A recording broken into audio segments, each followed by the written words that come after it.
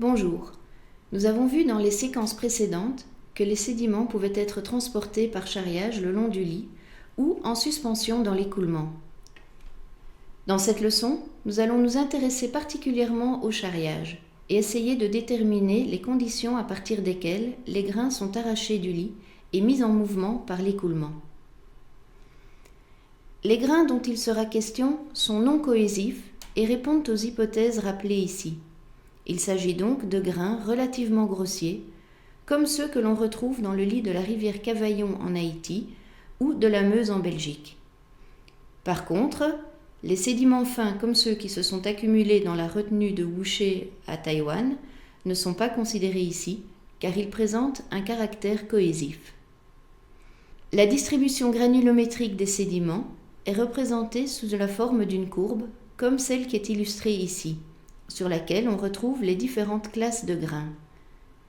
Les diamètres de grains que nous allons considérer pour observer du transport par charriage varient de quelques centièmes de millimètre à plusieurs centimètres. Il s'agit donc des sables, des graviers et des galets. Sur cette vidéo illustrant le transport de sédiments par charriage, on voit bien que les grains sont arrachés au lit et puis transportés le long de celui-ci en roulant sur les autres grains. Mais qu'est-ce qui provoque ce charriage ? Dans un écoulement, le profil de vitesse n'est pas uniforme sur la verticale. En effet, en raison de la rugosité, l'écoulement est ralenti près du lit et la distribution de vitesse présente l'allure ci-contre. Une contrainte de cisaillement apparaît dès lors à l'interface entre le lit et l'écoulement. Nous appellerons cette contrainte taux zéro. Essayons de nous représenter cette contrainte de cisaillement sur le lit à partir de l'exemple de l'écoulement uniforme. Dans un tel écoulement, les forces de frottement qui s'exercent sur le périmètre mouillé compensent l'accélération de la gravité. De cette égalité, on peut déduire l'expression de la contrainte taux zéro qui s'exprime comme le produit du poids volumique, du rayon hydraulique et de la pente de fond. La contrainte de cisaillement dans un écoulement est par définition proportionnelle au gradient de vitesse dans l'écoulement. Comme la distribution de vitesse n'est pas uniforme en réalité, c'est donc sur le lit que cette contrainte sera la plus importante, car c'est là que le gradient de vitesse est le plus important. Et c'est à partir du cisaillement sur le lit que nous pouvons introduire une définition importante, la vitesse de frottement U étoilée, qui est une sorte de vitesse fictive représentative des effets de rugosité du lit et donc du cisaillement sur celui-ci. C'est donc à partir des parois que se développe le profil de vitesse dans un écoulement. Les contraintes de cisaillement qui s'exercent contre celles-ci sont donc déterminantes pour l'allure finale du profil de vitesse. Sans entrer dans les détails de la démonstration, nous pouvons dire que le profil de vitesse aura une forme logarithmique qui traduit une augmentation rapide de la vitesse à partir de la paroi. L'équation générale du profil de vitesse logarithmique est donnée ici, avec la définition des principaux paramètres. Kappa est la constante de von Karman, qui vaut approximativement 0,4. A est une constante, et Ks représente la rugosité équivalente au sable du revêtement du lit. On le prend souvent égal au diamètre des grains.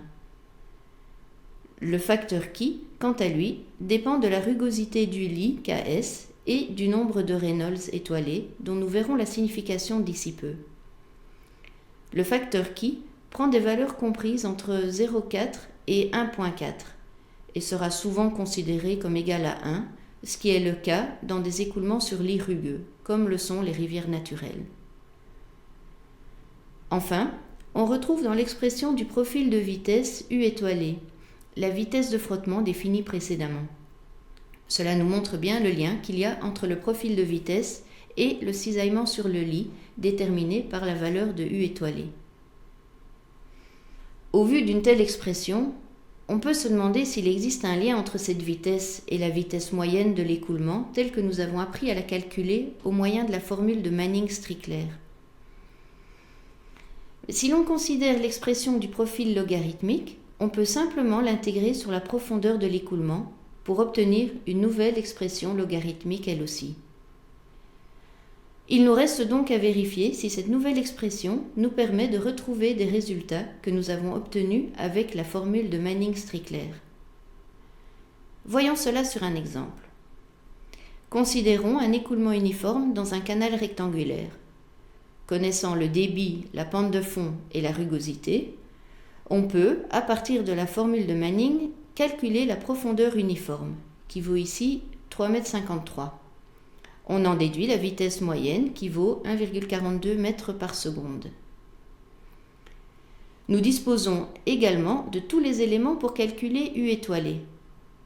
Et à partir de là, représenter graphiquement le profil logarithmique de vitesse et calculer la vitesse moyenne au moyen de l'expression intégrée, rappelée ici, en considérant Ki égale à 1 et Ks égale à 1,9 mm. On voit que la vitesse moyenne est bien la même dans les deux cas, illustrant ainsi le lien entre ces différentes approches.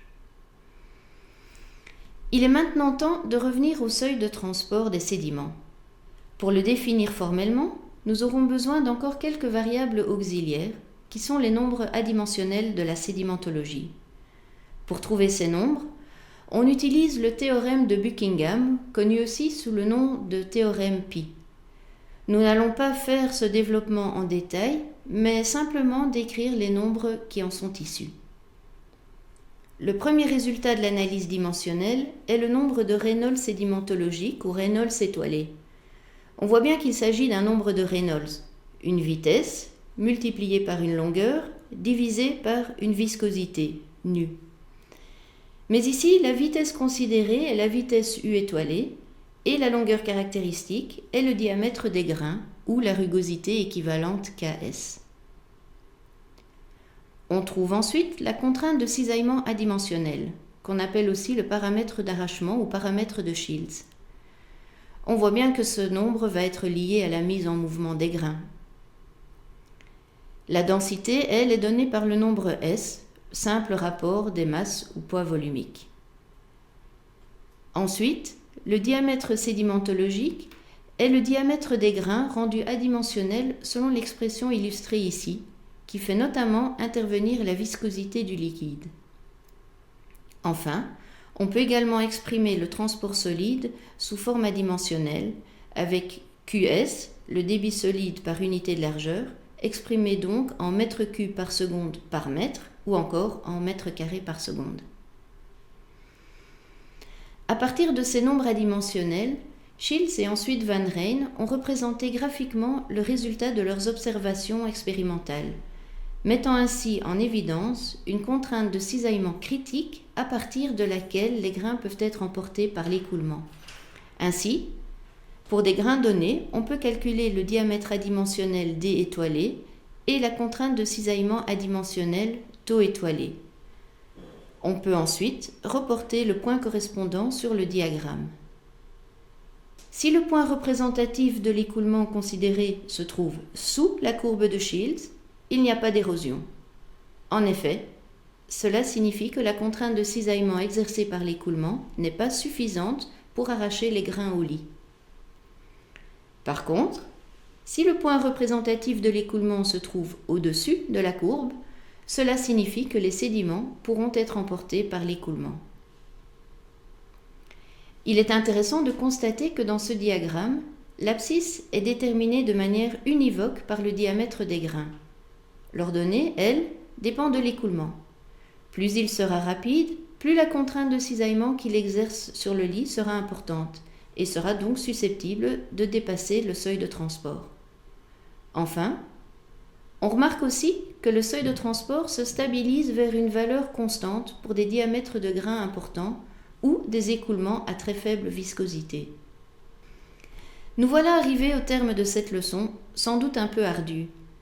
Les développements réalisés au cours de celle-ci nous ont permis de rencontrer l'objectif de la leçon, à savoir déterminer un seuil de mise en mouvement des grains dans l'écoulement, seuil qui est donné par la courbe de Shields. Nous allons maintenant appliquer tous ces concepts à la rivière de Cavaillon pour vous aider à rendre tout cela plus concret. À bientôt!